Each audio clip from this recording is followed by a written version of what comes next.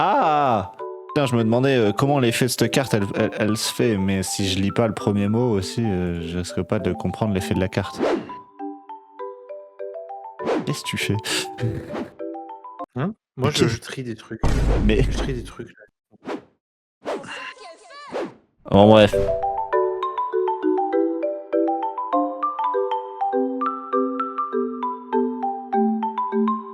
Bonjour.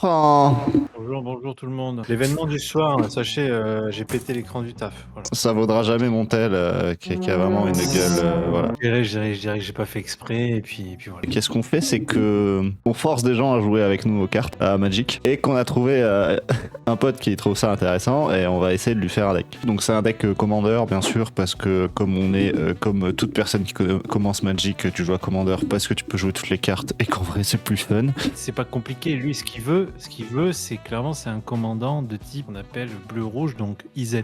C'est le contrôle du bleu. Ça veut beaucoup dépenser de sorts, etc.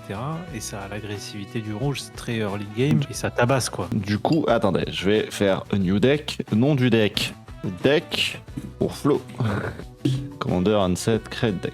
Le commandant, ça sera Veran, voix de la dualité, qui est du coup, comme il dit, IZ, donc bleu-rouge, et qui fait des trucs magiques. Alors, en vrai, c'est très drôle pour aller plus ou moins vite. Son premier effet, c'est quand vous lancez ou copiez un éphémère ou un rituel, Veran gagne +1/+1 jusqu'à la fin du tour. Mais la deuxième partie de l'effet, c'est si vous lancez ou copiez un éphémère ou un rituel, et que ce truc que vous lancez ou copiez active un effet d'un permanent, créature, artefact, j'allais dire terrain, peut-être pas, mais aura, enfin bref, un permanent, vous pouvez faire en sorte que le spell se relance une deuxième fois. Si t'arrives à faire ça, tu peux vite jouer plein de petits sorts et faire qu'il y ait une Veran avec plein de boost sur elle. Voilà, donc ça fait devenir une grosse créature. Est-ce que c'est marrant? Oui. Est-ce que c'est plus fort que d'autres trucs? Non, pas forcément, parce qu'elle a pas vol, elle a pas piétinement.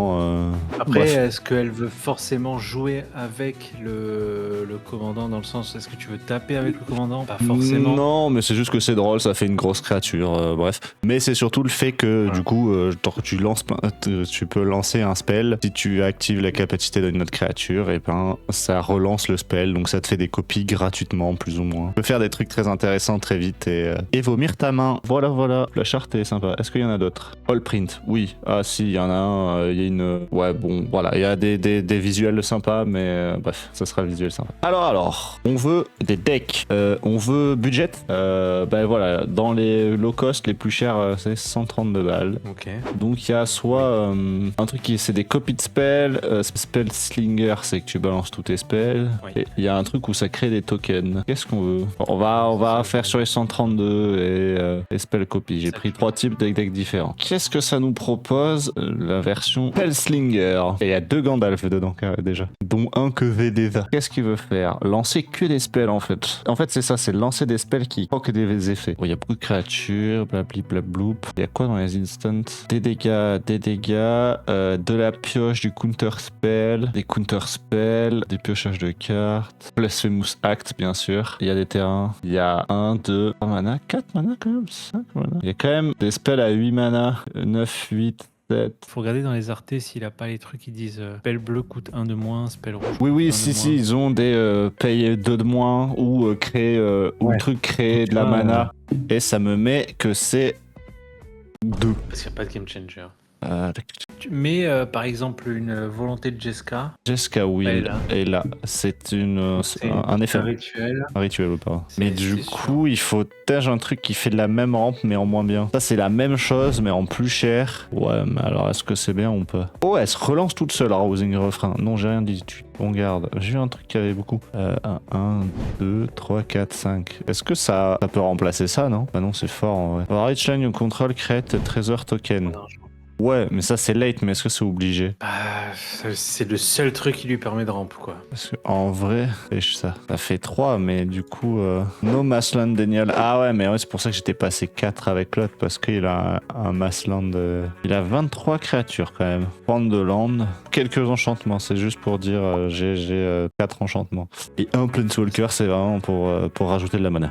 C'est quoi son ulti? Vous pouvez lancer des éphémères ou des rituels depuis votre cimetière. Oh, mais c'est que c'est drôle. Après, c'est les vieux decks, hein. Pas oublier que des decks proposés qui ont 2 ans déjà. Qu'est-ce qu'il fait? Lui, il a moins de créatures. Token, ouais, il mélange un peu tout. Et lui, c'est spell copy. Est-ce qu'on veut que son truc il fasse.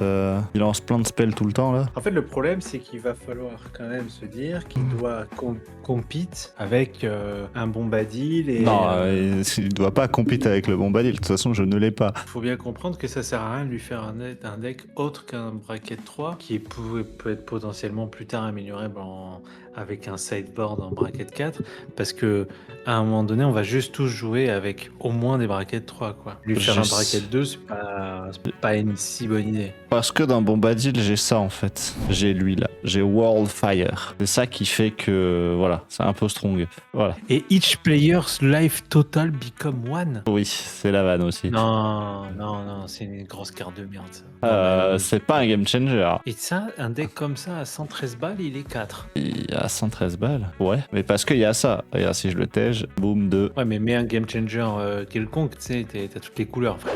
Ah ouais, ça, c'est sûr. Et un Enlightened Tutor, c'est une très bonne carte, pas très cher. C'est fort. Il fait quoi? Cherche for an artifact enchant card. C'est juste un tutor. Vu que j'ai que des enchantements, hein, parce que vu que c'est que des. Ça. Et du coup, Pour paf, un, ça, et voilà, paf, ça fait 3. Faire ton deck de merde pour le prix, genre, je trouve c'est indécent, frère. Moi, je suis là à faire des decks à 300 balles.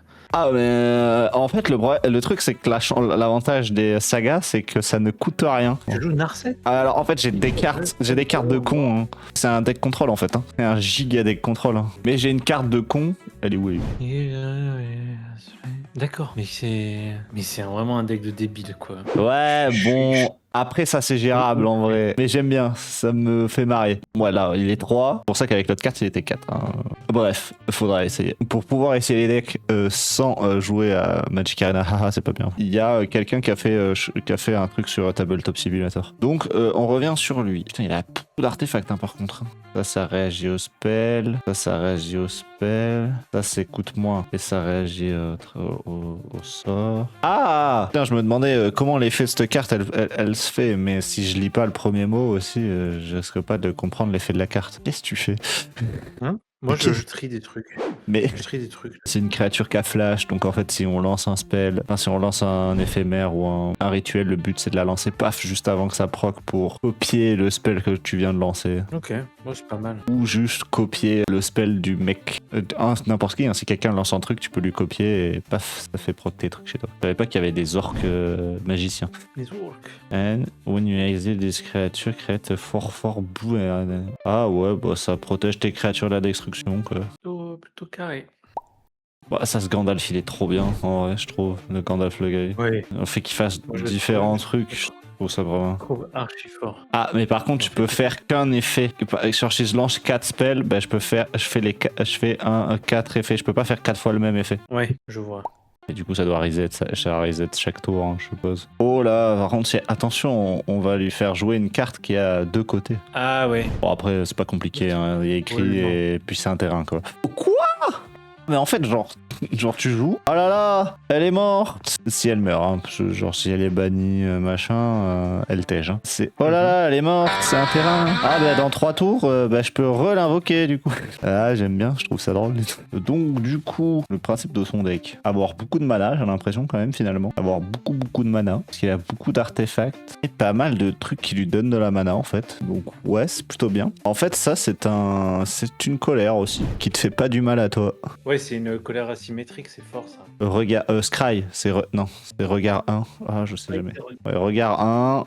La capacité que j'aime beaucoup, c'est Ward. Si la valeur de mana du spell est de 5 ou plus, et si le spell a une mana de value de 10 ou plus, bah, ça fait deal 10 damage à un adversaire aléatoire. Il n'y a rien qui coûte 10 en fait. Ah si, C'est ça qui coûte plus de 10. C'est un peu cher. Bah ouais, mais regarde, en vrai, oui et non. Si ce spell a été joué depuis votre main, ajoutez 10 mana de n'importe quelle couleur. Donc en fait, genre, tu perds pas tes 10 mana en fait. C'est un peu bizarre comme carte. Ouais, après oui, ça peut coûter plus de 10 mana quoi, par exemple, Epic Experiment. Putain, si tu t'exiles 10 cartes de ta librairie, tu peux lancer, tous les spells de ton jeu. Ah, il va dire, il y a encore des trucs avec l'exil. Oui, mais c'est un deck rouge. À un moment donné, on fait ce qu'on peut. Bah en vrai, on n'est pas trop mal hein, pour son deck. Donc son finisher, c'est Octavia, c'est ça? 10 spells cost less more. Ouais, en gros, oui, c'est fin de partie. 8-8. Ward 8, c'est... Ah ouais, ok, d'accord, c'est vraiment pour finir. T'as plein de trucs sur le terrain et tu les fais passer tous à 8-8 et tu tapes dans la tête des gens. Très bien, ça a l'air marrant. Alors, ça coûterait 119 parce qu'il y a 33 € de shipping cost. Genre vraiment, c'est moins cher que ce qui est prévu, hein. Vraiment. Non, c'est giga pas cher. Hein. Bon, par contre, du coup, on ne choisit pas le fait que ça soit des belles cartes ou pas. Oh, bah tiens, il y a des belles cartes quand même. Enfin, moi, j'aime bien ces cartes. Oui. Voilà, il y a ce genre de truc. Moi, j'aime bien les faux... Les faux vitraux. Ouais, voilà, merci, je cherchais le mot. C'est pas mal. Donc en vrai, bah, il s'en sort avec un truc pas trop... ça va. Franchement, ça va.